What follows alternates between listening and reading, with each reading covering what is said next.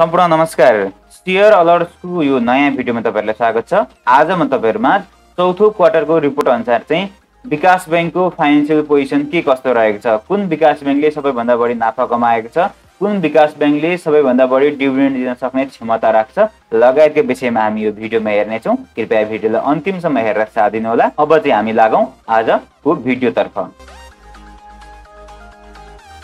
यहाँनिर चाहिँ मैले सबै विकास बैंकको डाटालाई राखेको छु यो एक्सेल सिटमा। अब हामी वन बाइ वन हेर्दै जाने छौं र सबैभन्दा पहिला हामी प्राइसलाई हेरौं। प्राइसलाई आधार मानेर हेर्ने हो भने अहिले सबैभन्दा कम मार्केट प्राइस भएको विकास बैंक भनेको एसएपीडीबीएल सप्तकोशी विकास बैंक रहेको छ। यसको 237 मा चलिरहेको छ। यो प्राइस चाहिँ मैले 2022-09-06 लाई आधार मानेर राखेको हो। त्यस्तै गरी कर्णाली डेभलपमेन्ट बैंक त्यसपछि 239 मा चलिरहेको छ। त्यसपछि ग्रीन डेभलपमेन्ट बैंक 262 मा चलिरहेको छ। सिन्धु 293 मा। अब सबैभन्दा बढी मार्केट प्राइस भएको चाहिँ कुन छ भन्दा मुक्तिनाथ विकास बैंक रहेको छ 437 मा चलिरहेको छ। त्यसपछि एनएबीबीसी 434 मा, त्यसपछि लुम्बिनी विकास बैंक 390 मा चलिरहेको छ। अब पेड अफ क्यापिटललाई आधार मानेर हेरौं। पेड अफ क्यापिटलको आधारमा हेर्ने हो भने सबैभन्दा बढी पेड अफ क्यापिटल भएको बैंक भनेको विकास बैंक भनेको मुक्तिनाथ विकास बैंक रहेको छ 5 अर्ब 66 करोड रहेको छ यसको पेड अफ क्यापिटल। त्यसपछि गरिमा विकास बैंक रहेको छ 4.58 अर्ब रहेको छ। त्यसपछि ज्योति विकास बैंक 4.27 रहेको छ। महालक्ष्मी 4 अर्बको हाराहारीमा यसको पेड अफ क्यापिटल रहेको छ। सबैभन्दा कम पेड अफ क्यापिटल भएको बैंक विकास बैंक भनेको एनएबीबीसी रहेको छ। नारायण डेभलपमेन्ट बैंक यसको 26 करोड मात्र पेड अफ क्यापिटल रहेको छ। त्यसपछि कर्पोरेट डेभलपमेन्ट रहेको छ यसको 50 करोड छ भने कर्णालीको पनि 50 करोडकै हाराहारीमा रहेको छ। अब पेड अफ क्यापिटल पछाडि रिजर्भलाई आधार मानेर हेरौं। रिजर्भको आधारमा हेर्ने हो भने सबैभन्दा बढी रिजर्भ भएको विकास बैंक भनेको लुम्बिनी विकास बैंक रहेको छ। रिजर्भमा स्ट्रङ रहेको छ लुम्बिनी विकास बैंक। त्यसपछि मुक्तिनाथ 2 अर्ब 44 करोड रहेको छ रिजर्भमा। त्यसपछि तेस्रो नम्बरमा महालक्ष्मी विकास बैंक रहेको छ भने चौथोमा चाहिँ गरिमा विकास बैंक रहेको छ। सबैभन्दा कम रिजर्भ भएको बैंक भनेको नारायण डेभलपमेन्ट बैंक -11 करोड रहेको छ रिजर्भमा। 11 करोड चाहिँ माइनसमा छ रिजर्भ। र त्यसपछि कर्णाली यसको 2 करोड रहेको छ रिजर्भमा भने सप्तकोशीको पनि 2 करोडको हाराहारीमा रहेको छ। अब हामी हेरौं नेट इन्ट्रेस्ट इन्कम।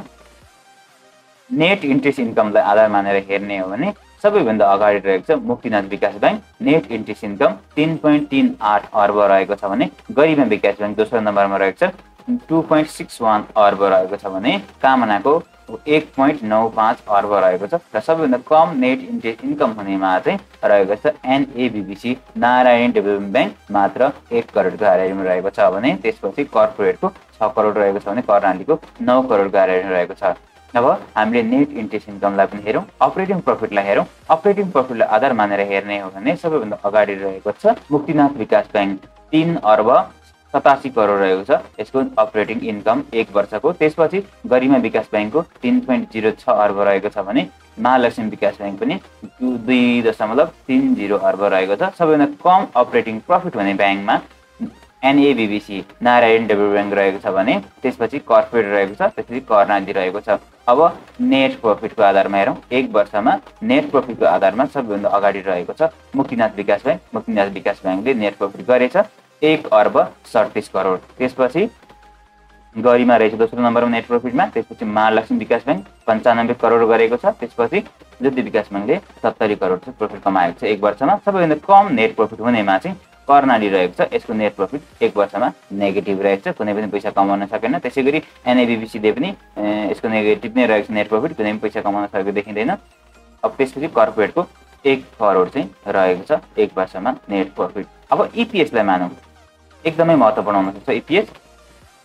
ईपीएसलाई आधार मान्ने हो भने ईपीएस सबैभन्दा बढी चाहिँ कुनको छ भन्दा मुक्तिनाथ विकास बैंक रहेको छ 24 रुपैयाँ 21 पैसा रहेको छ। त्यसपछि महालक्ष्मी विकास बैंक रहेको छ ईपीएसमा सबैभन्दा अगाडि। त्यसपछि गरिमा विकास बैंक रहेको छ र लुम्बिनी विकास बैंक रहेको छ। त्यसपछि कामना सेवा विकास बैंक रहेको छ। यो 5वटा बैंक चाहिँ ईपीएसमा एकदमै राम्रो देखिन्छ यिनीहरूको मुक्तिनाथ, महालक्ष्मी, गरिमा र लुम्बिनी विकास बैंक। त्यसपछि कामना विकास बैंक। अब सबैभन्दा कम ईपीएस कुनको छ भन्दाखेरि माइनसमा रहेको छ कर्णाली र एनएबीबीसी को। र त्यसपछि सप्तकोशीको 2 रुपैयाँ रहेको छ भने कर्पोरेटको 2 रुपैयाँ 9 पैसाको हाराहारीमा रहेको छ यसको अर्निङ पर शेयर। अब पी रेशियो हेरौं। पी रेशियोलाई आधार मानेर हेर्ने हो भने अहिले सबैभन्दा कम पी रेशियो भएको कुन छ भन्दा यो दुईवटाको चाहिँ नेगेटिभमा रहेको छ। एनएबीबीसी र कर्णाली र सबैभन्दा कम पी रेसियो भनेको महालक्ष्मी विकास ब्याङ्कको रहेको छ 15.72 रहेको छ। त्यसपछि साङ्ग्रिला डेभलपमेन्ट ब्याङ्कको रहेको छ 15.87 रहेको छ भने गरिमाको 16.56 रहेको छ र कामनाको कति छ भन्दा 16.89 रहेको छ। सबैभन्दा बढी पी भएको ब्याङ्क भनेको रहेको छ अहिले कर्पोरेट ब्याङ्क 144 टाइम्स रहेको छ। त्यस पछाडि सप्तकोशी 118 टाइम्स रहेको छ, ग्रिनको 56 टाइम्स छ, एक्सल ब्याङ्कको 35 टाइम्स छ। निकै बढी रहेको छ तीनटाको चाहिँ। अब रिटर्न अन इक्विटीलाई हेरौँ। यो रिटर्न अन इक्विटीको आधारमा मान्ने हो भने सबैभन्दा धेरै रिटर्न अन इक्विटी भएको, जति बढी भयो रिटर्न अन इक्विटी त्यति भयो राम्रो मानिन्छ। मुक्तिनाथको 16.91 छ, त्यसपछि गरिमाको 15.96 रहेको छ, त्यसपछि महालक्ष्मीको 14.82 रहेको छ भने कामनाको 14.34 रहेको छ र सबैभन्दा कम रिटर्न अन इक्विटी भएको तीनटाको नेगेटिभ दुईटाको चाहिँ नेगेटिभमा छ। एनएबीबीसी र कर्णालीको चाहिँ नेगेटिभमा छ भने कर्पोरेटको 1.47 रहेको छ र सप्तकोशीको 1.95 रहेको छ। अब इन्डस्ट्रीलाई पनि हेर्नुपर्छ। इन्डस्ट्रीको 8.18 रहेको छ। योभन्दा बढी भएको चाहिँ राम्रो मानिन्छ, योभन्दा कम भएकोमा चाहिँ भर्सक लगानी नगर्नु नै भन्ने बुझिन्छ। अब त्यसै एनपिएललाई हेरौँ। एनपिएलको आधारमा हेर्ने हो भने सबैभन्दा कम एनपिएल भएको कुन छ भन्दाखेरि मुक्तिनाथ विकास ब्याङ्कको एकदमै कम एनपिएल रहेको छ। यो जति कम भयो त्यति राम्रो मानिन्छ। एनपिएल 0.21 मात्र रहेको छ मुक्तिनाथको। त्यस पछाडि 0.85 छ गरिमाको, त्यसपछि मितेरीको 0.9 छ भने 0.92 छ सिन्धु विकास ब्याङ्कको, साइनको रहेको छ कति 0.96 रहेको छ, त्यसपछि 0.98 साङ्ग्रिला डेभलपमेन्ट ब्याङ्कको रहेको छ। अब हामी बुक भ्यालुलाई हेरौँ है त। बुक भ्यालुको आधारमा हेर्ने हो भने सबैभन्दा राम्रो विकास ब्याङ्क कुन छ त? बुक भ्यालुको आधारमा हेर्ने हो भने लुम्बिनी विकास ब्याङ्क रहेको छ सबैभन्दा धेरै बुक भ्यालु भएकोमा 177 रुपियाँ रहेको छ। त्यसपछि महालक्ष्मी विकास ब्याङ्क रहेको छ, गरिमा 144 छ भने मितेरीको 144 कै आरएजीमा रहेको छ, 143 छ मुक्तिनाथको। अब सबैभन्दा कम बुक भ्यालु भएको ब्याङ्क रहेको छ एनएबीबीसी, मात्र 57 रुपियाँ रहेको छ यसको बुक भ्यालु। त्यसपछि सप्तकोशी डेभलपमेन्ट ब्याङ्कको 102 रुपियाँ रहेको छ, कर्णालीको 104 रुपियाँको आरएजीमा रहेको छ। अब ग्राम फेयर भ्यालुलाई आधार मानेर हेर्ने हो भने अहिले सबैभन्दा सस्तो ब्याङ्क भनेको चाहिँ अब कुन रहेको छ भन्दा साङ्ग्रिला डेभलपमेन्ट ब्याङ्क देखिन्छ। साङ्ग्रिला ब्याङ्क चाहिँ ग्राम फेयर भ्यालुको आधारमा सस्तो ब्याङ्क देखिन्छ। कसरी पनि देखिन्छ भने ग्राम फेयर भ्यालु 251 रुपियाँ रहेको छ र 62 रुपियाँ मात्रै माथि रहेको, यसको प्राइस चाहिँ 62 रुपियाँ मात्रै माथि रहेको छ। अहिले कति चल्दैछ 314 चल्दैछ र ग्राम फेयर भ्यालु चाहिँ कति छ 251 रहेको छ। त्यस पछाडि ज्योति विकास ब्याङ्क पनि सस्तै देखिन्छ ग्राम फेयर भ्यालुलाई आधार मान्ने हो भने 71 रुपियाँ मात्रै माथि रहेको छ। त्यस पछाडि भनेको साइन ब्याङ्क रहेको छ 75 रुपियाँ माथि देखिन्छ। त्यस पछाडि महालक्ष्मी विकास ब्याङ्क 80 रुपियाँ माथि देखिन्छ र अब सबैभन्दा महँगो चाहिँ ग्राम फेयरलाई आधार मान्ने हो भने 81 रुपियाँ पर्नुपर्ने हो एनएबी यो कर्पोरेट डेभलपमेन्ट ब्याङ्क, तर अहिले मार्केटमा 303 रुपियाँ रहेको छ। ग्राम फेयर भ्यालु भन्दा 221 रुपियाँ चाहिँ बढी रहेको छ। त्यसपछि सप्तकोशी ब्याङ्क पनि अलि बढी नै देखिन्छ। त्यस पछाडि भनेको मुक्तिनाथ विकास ब्याङ्क पनि अलिकति मार्केट प्राइस माथि नै देखिन्छ ग्राम फेयर भ्यालुलाई आधार मान्ने हो भने। अब हामी हेरौँ लास्ट डिभिडेन्ड क्यापासिटी, कुनले चाहिँ सबैभन्दा बढी डिभिडेन्ड दिन सक्ने क्षमता राख्छ त? सबैभन्दा बढी डिभिडेन्ड दिन सक्ने क्षमता भएको ब्याङ्क रहेको छ गरिमा विकास ब्याङ्क। गरिमा विकास ब्याङ्कले 16.38% चाहिँ डिभिडेन्ड दिन सक्ने क्षमता रहेको छ गरिमा ब्याङ्कसँग। त्यसपछि महालक्ष्मी विकास ब्याङ्कको 14.61% चाहिँ डिभिडेन्ड दिन सक्ने क्षमता रहेको छ। अब यति नै डिभिडेन्ड दिन सक्छ चाहिँ भन्ने हुँदैन र पनि यसलाई एउटा आधार चाहिँ मान्न सकिन्छ। कुनले बढी दिन्छ भन्ने कुरामा चाहिँ एउटा आधार चाहिँ मान्न सकिन्छ यसलाई।